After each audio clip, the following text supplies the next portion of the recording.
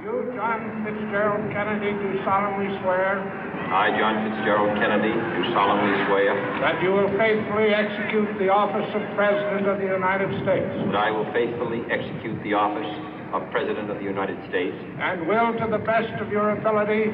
And will, to the best of my ability. Preserve, protect, and defend the Constitution of the United States. Preserve, protect, and defend the Constitution of the United States. So help you God. So help me God.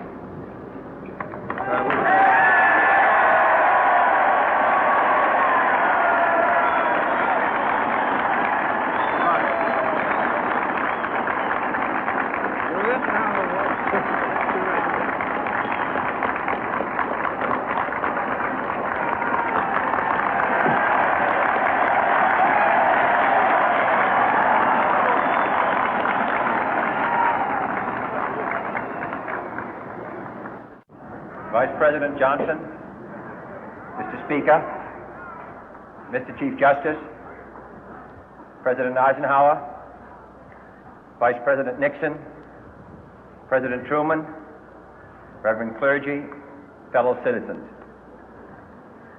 We observe today not a victory of party, but a celebration of freedom, symbolizing an end as well as a beginning, signifying renewal as well as change. For I have sworn before you and Almighty God the same solemn oath our forebears prescribed nearly a century and 3/4 ago.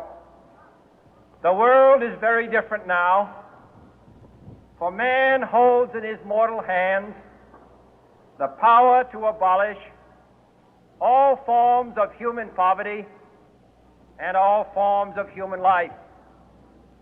And yet the same revolutionary beliefs for which our forebears fought are still at issue around the globe.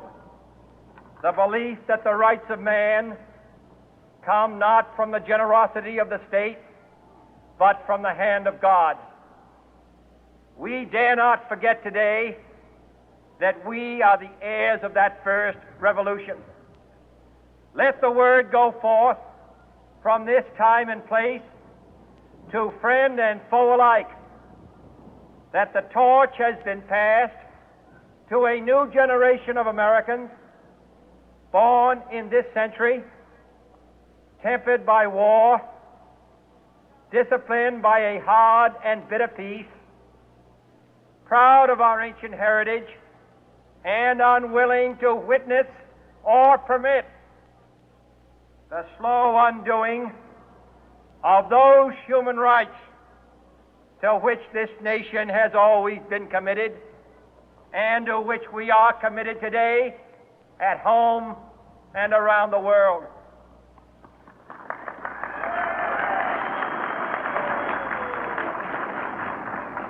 Let every nation know, whether it wishes us well or ill, that we shall pay any price, bear any burden, meet any hardship, support any friend, oppose any foe to assure the survival and the success of liberty.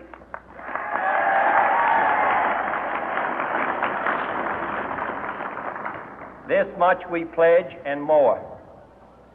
To those old allies whose cultural and spiritual origins we share, we pledge the loyalty of faithful friends. United, there is little we cannot do in a host of cooperative ventures. Divided, there is little we can do, for we dare not meet a powerful challenge at odds and split asunder. To those new states whom we welcome to the ranks of the free, we pledge our word that one form of colonial control shall not have passed away, merely to be replaced by a far more iron tyranny. We shall not always expect to find them supporting our view, but we shall always hope to find them strongly supporting their own freedom, and to remember that in the past, those who foolishly sought power by riding the back of the tiger ended up inside.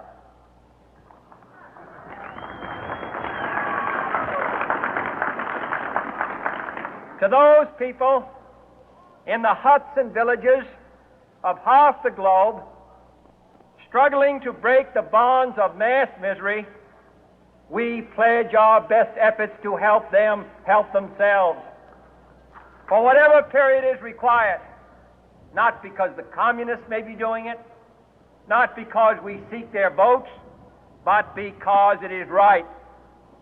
If a free society cannot help the many who are poor, it cannot save the few who are rich.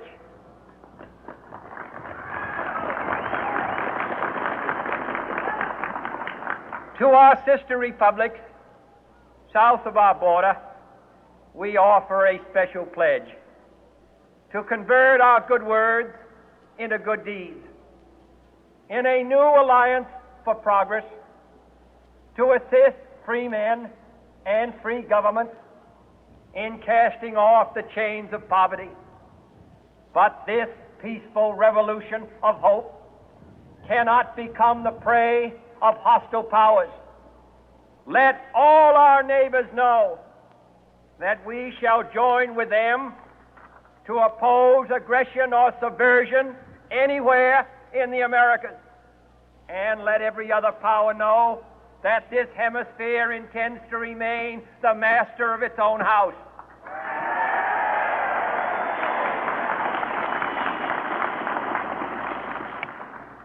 To that World Assembly of Sovereign States, the United Nations, our last best hope, in an age where the instruments of war have far outpaced the instruments of peace, we renew our pledge of support to prevent it from becoming merely a forum for invective, to strengthen its shield of the new and the weak, and to enlarge the area in which its writ may run.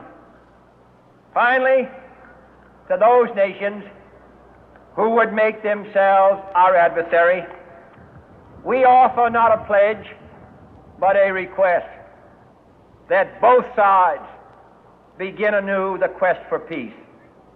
Before the dark powers of destruction, unleashed by science, engulf all humanity in planned or accidental self-destruction, we dare not tempt them with weakness, for only when our arms are sufficient beyond doubt can we be certain beyond doubt that they will never be employed.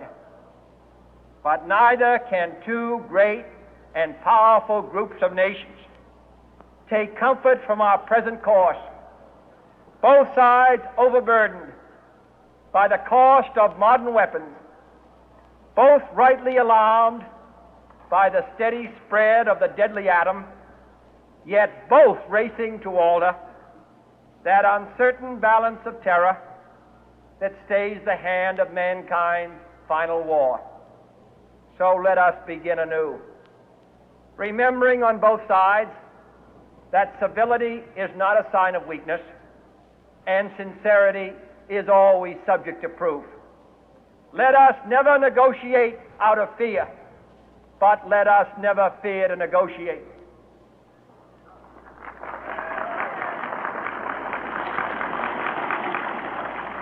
Let both sides explore what problems unite us, instead of belaboring those problems which divide us. Let both sides, for the first time, formulate serious and precise proposals for the inspection and control of arms, and bring the absolute power to destroy other nations under the absolute control of all nations.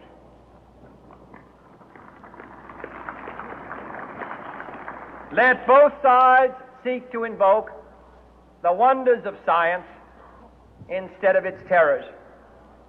Together, let us explore the stars, conquer the deserts, eradicate disease, tap the ocean depth, and encourage the arts and commerce.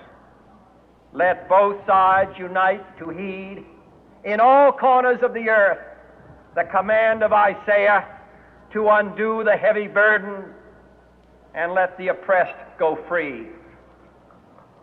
And if a beachhead of cooperation may push back the jungle of suspicion, let both sides join in creating a new endeavor, not a new balance of power, but a new world of law, where the strong are just and the weak secure and the peace preserved.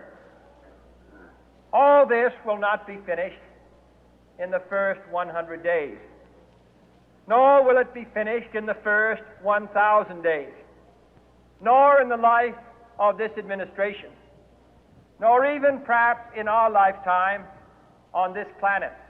But let us begin.